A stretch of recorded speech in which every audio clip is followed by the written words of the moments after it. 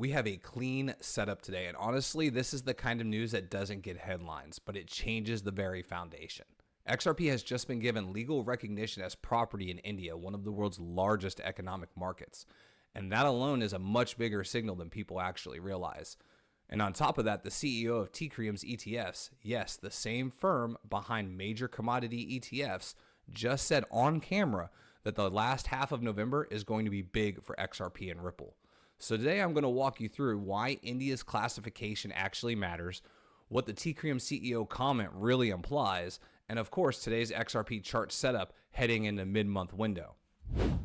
Good morning, XRP Army. Welcome back to the channel. As always, if it's your first time here, kick back, relax. I'm going to ask nothing of you, but if it's your second time, it's time for payment. You need to hit subscribe, smash that like button, and leave a comment. Let me know you are here. As always, I appreciate every single one of you. And without further ado, let's go ahead and hop into the chart. 248 is still king. We need to flip 248 and test it to continue our push upward. Our closest levels of support are going to be 220 to this 215 shelf. Right now, this is a tightening coiling pattern moving into the end of the month, which is exactly kind of what we need getting ready to set up into the end of November, and we're going to talk about why. So without further ado, I'll hop into the news. XRP gets legal recognition as property. The High Court India interim ruling officially classified cryptocurrencies like XRP as property. This is major. This is regulatory clarity, and India is one of the major economic markets. So can you call your digital assets property? For many countries, cryptocurrencies and tokens still occupy a regulatory gray area as governments continue to understand how these assets function. However, some nations have taken decisive steps towards legal clarity by recognizing crypto as property.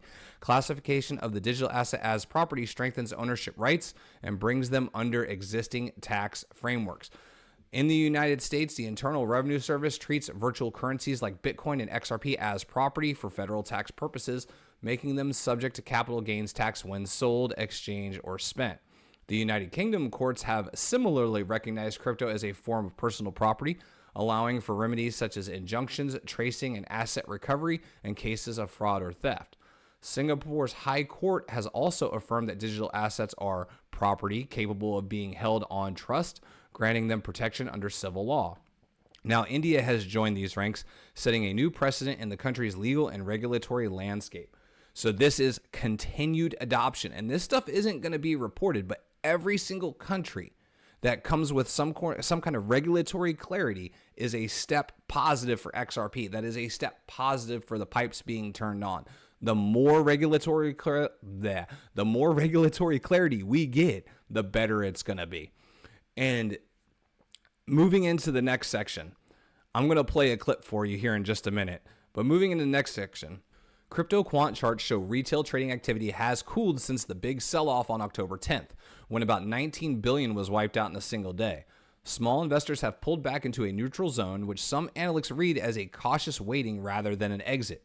At the same time, large on-chain moves to exchanges have dropped sharply, roughly 49,000 on October 25th and 44,000 on October 11th to about 800 on a recent Friday.